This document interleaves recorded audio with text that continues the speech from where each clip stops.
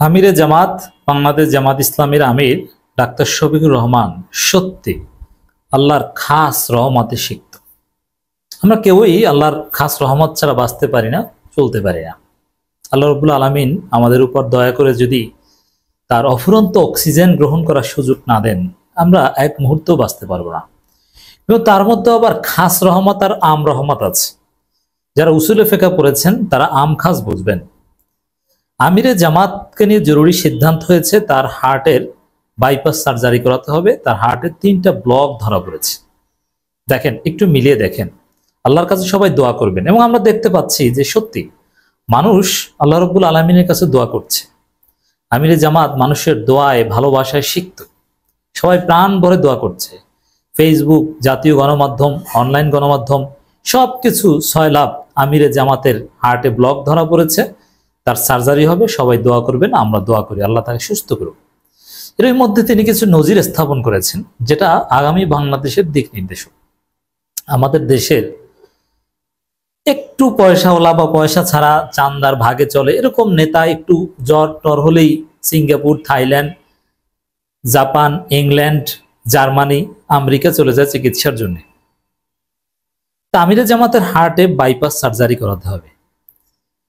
তার চিকিৎসকরা বলেছে যে স্যার সিঙ্গাপুরে করালে ভালো হয়। তিনি বলেছেন না, আমার দেশে যে ইকুইপমেন্টস আছে এটা দিয়েই আমাকে অপারেশন করাও, আল্লাহ যা করে বাকিটা। তিনি প্রমাণ করে দিয়েছেন তিনি বাংলাদেশপন্থী প্রকৃত জনদরদী দেশপ্রেমিক নেতা। তিনি চাইলে সাপোজ আমিরে জামাতের জন্য কয়েক সেকেন্ডের মধ্যে 1000 কোটি টাকা দিয়ে দেবে, এরকম লোকের অভাব নেই।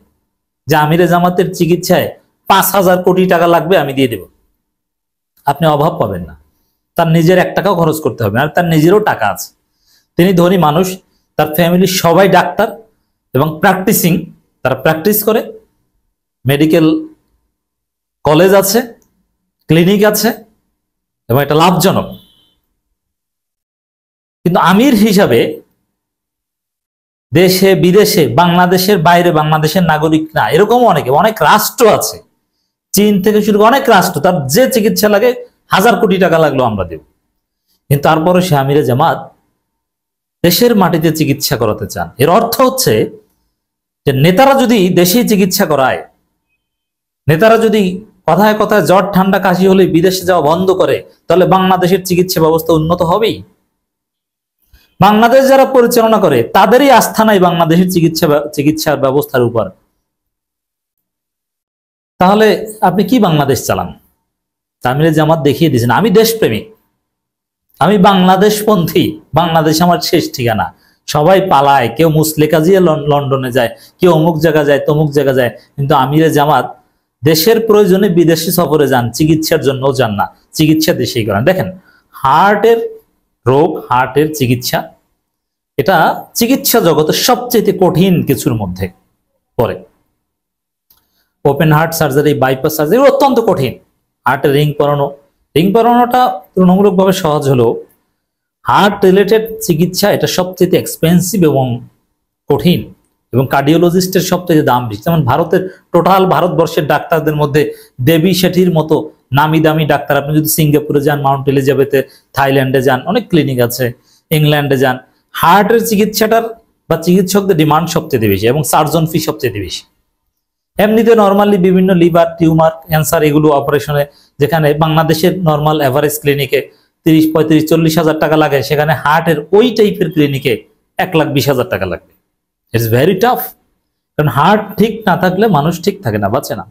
হার্টে ব্লক, কিছু কিছু পয়েন্টে ব্লক ধরা পড়লে মুহূর্তের মধ্যে রক্ত সঞ্চালন বন্ধ হয়ে সে মারা যেতে পারত। দেখেন, আল্লাহর খাস রহমতে তিনি বেঁচে আছেন। আসলে অবশেষে কারণ পাওয়া গেল। সেই 19শে জুলাই মহাসমাবেশে আমিরে জামাত যে পড়ে গিয়েছিলেন, আবার উঠে দাঁড়িয়েছিলেন, আবার পড়ে গিয়েছিলেন, আবার বসে বসে বক্তব্য দিয়েছিলেন, আসলে ওই সময় তার হার্টের সমস্যা হয়েছে। আল্লাহর খাস রহমত না থাকলে আল্লাহ তার মুখ থেকে বক্তব্য শেষ করাতো না। কোনো থিওরিতে সম্ভব নয়। ডাক্তাররা যদি কোনোভাবে বুঝতো যে না, তার হার্টের সমস্যা হয়েছে, ব্লক ধরা পড়েছে, এই জন্য তিনি অসুস্থ হয়ে পড়ে গিয়েছেন, এটা হয়, তাকে জোর করে হলেও তাকে ওখান থেকে নিয়ে যেতেন। তাকে ইনজেকশন দিতেন, তার ব্লাড পাতলা করার মেডিসিন দিতেন, ইসিজি ইকো যা করা দরকার সেগুলো করে চিকিৎসা দিতেন, আস্তে আস্তে অপারেশন কিংবা রিং পরানো বা এগুলো সিদ্ধান্ত নিতেন। কিন্তু না, আল্লাহ চেয়েছে যে আমির জামাত বিশ্বব্যাপী হিরো হবেন, অসুস্থতা থেকে দাঁড়িয়ে আবার বক্তব্য দিবেন, আবার পড়ে যাবেন, আবার দাঁড়াবেন, আবার পড়ে যাবেন, আবার বসে বসে বক্তব্য শেষ করবেন এবং বজ্র কণ্ঠে তিনি আওয়াজ তুলবেন। আল্লাহর পরিকল্পনা ছিল, সেটা হয়েছে। ইতিহাসে আমির জামাতের নাম লেখা থাকবে, অথচ সেটা ছিল হার্ট ডিজিজ। এখন প্রশ্ন করতে পারেন যে দল এটা ধরতে পারেনি কেন, এরপরে চিকিৎসা করিয়েছে। হ্যাঁ, এর পরবর্তী ফাইন্ডিংস গুলো থেকে চূড়ান্ত রেজাল্ট এই ব্লক ধরা পড়েছে। তবে হার্টের সিস্টেমটা এরকম যে আপনি সাথে সাথে ইসিজি করলে এটা ধরা পড়বে না, মুহূর্তে মধ্যে চেঞ্জ হয়, কয়েক মিনিট পর করলে হয়তো ধরা পড়বে। এই জন্য আপনারা যেটা জেনেছেন সেখানে ধরা পড়েনি। কিন্তু আমিরে জামাতকে দেখেন, রেস্টলেস, প্রত্যেক দিন প্রোগ্রামে উড়ে এক জায়গা থেকে এক প্রভিন্স বা এক জেলা থেকে আরেক জায়গায় যান, নিয়মিত সাংগঠনিক প্রোগ্রামে অংশগ্রহণ করেন, কোনো রেস্ট নেই, অথচ তার হার্টে ব্লক। তো দর্শক, আল্লাহর খাস রহমতে চলছেন। আল্লাহ চাচ্ছেন আমিরে জামাতকে মহান করতে, মানুষের ভালোবাসা দোয়ায় সিক্ত করতে, এবং আল্লাহ চাচ্ছেন আমিরে জামাতের মধ্যে এক্সাম্পল সেট করতে দেশে চিকিৎসা নিয়ে। এই মুহূর্তে বাংলাদেশের সবচেয়ে আকর্ষণীয় নেতা ডাক্তার শফিকুর রহমান।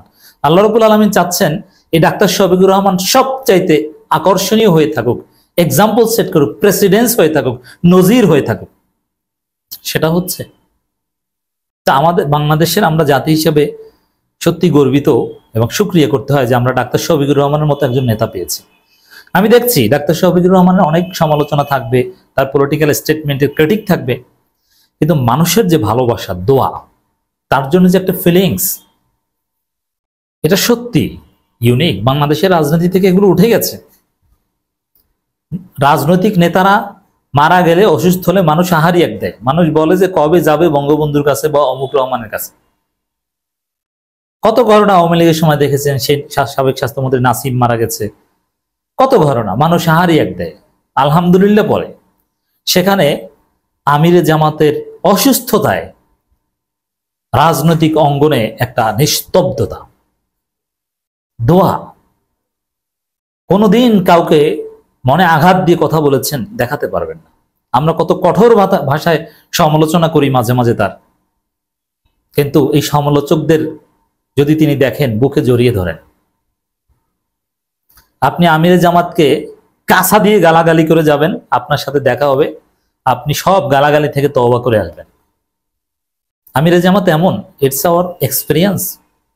অনেক শত্রু জামাতকে দেখতে পারে না, আমিরে জামাতকে গালাগালি করেছে, কিন্তু আমিরে জামাতের সাথে 1-2 মিনিট কথা বলেছে, আমিরে জামাতের প্রতি ইমপ্রেসড হয়ে গিয়েছে। তো দর্শক, এই মহান রাজনীতিবিদের অসুস্থতা আমরা আল্লাহর কাছে দোয়া করছি, এবং আল্লাহ রাব্বুল আলামিন যেন তার মাধ্যমে বাংলাদেশকে আলোকিত করেন, জাতিকে খেদমত করার আরো সুযোগ দেন, তাকে সুস্থ করে দিক আল্লাহ।